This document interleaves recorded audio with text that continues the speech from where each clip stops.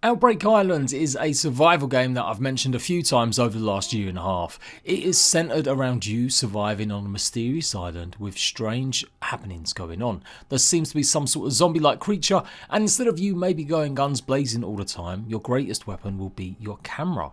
Your job is to find the evidence of what's been happening, document it, and basically investigate. It is a survival game though. It will have creatures and enemies, and you will be able to fight against them with other means as well. But the camera is a big part of this game. I had a free demo last year which basically had you running through some corridors of a building, escaping some of the enemies and using your flashlight to warn against them.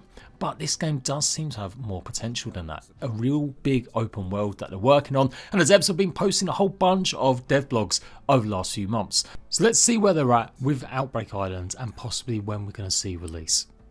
So they had their free demo back in October, and it seems like they're going to be having another version of that demo very soon. Although in fact they're calling it a new free-to-play game. It's called Outbreak Island Pendulum. I'm guessing it's going to be some sort of prelude that they'll have to hopefully encourage people to actually try out the rest of the game.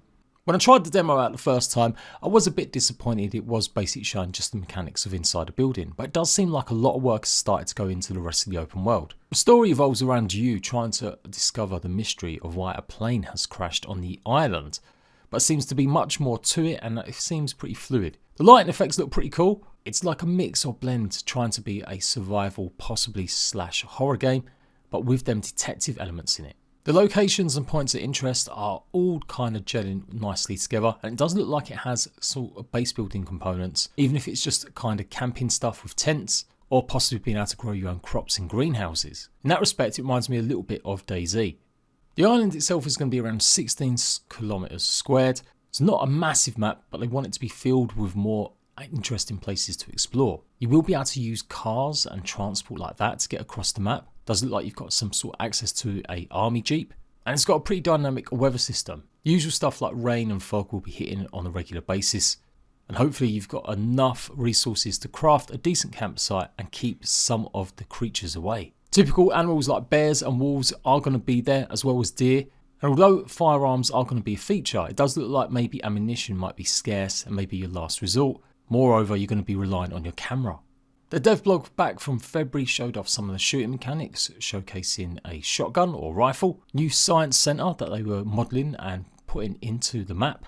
Here you can see with some more colours added on, and it does look like it's going to be some sort of climbing element to it, with environmental puzzles where you're going to have to get to certain places, either jumping on containers to maybe get extra loot, or possibly uncover clues. It looks really atmospheric. I love some of these locations. Got some sort of mausoleum here. Or is it just a little country park? What's also interesting that some of these places you will be able to use as a base. So not just camping outside, but you will be able to actually modify them.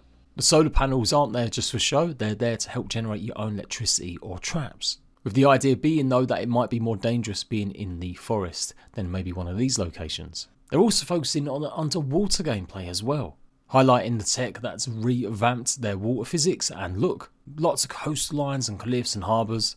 And yeah, you will be diving under the water to possibly get loot or investigate maybe the wreckage of the plane. Another big component of the game is the walkie-talkie. They've just revealed in March that it will be helping you locate certain points of interest to go and explore or investigate. You'll also be able to use your walkie-talkie to locate the transformed. That's the name of these creatures that are going to be populating the map. They've been steadily working on animal animations, improving the look of the bear and this deer-like creatures. And the latest blog that only went out live a couple of days ago highlights more of the mechanics you'll be doing when sometimes you investigate in some of these locations. The parkour and jumping, illustrated by the arrows that you'll have to take to try and basically get through a maze of jumping puzzle. And you know what, for a small little indie survival game, this is definitely adding another element rather than just setting up a base and shooting zombies creatures. Reminds me a little bit of certain things that you can do in Rust, where you've got some of the monuments that require a bit of parkour.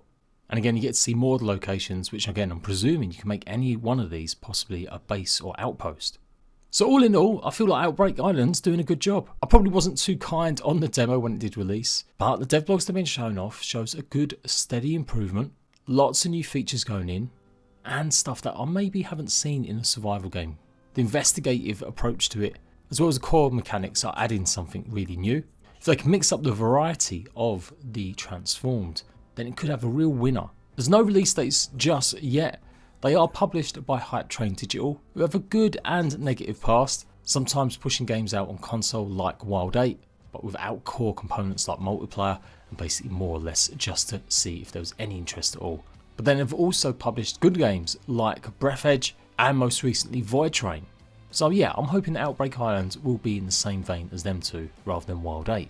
So let me know what you think about it. Are you interested in surviving in a misty, dark landscape, investigating clues while all the core mechanics of survival are still there?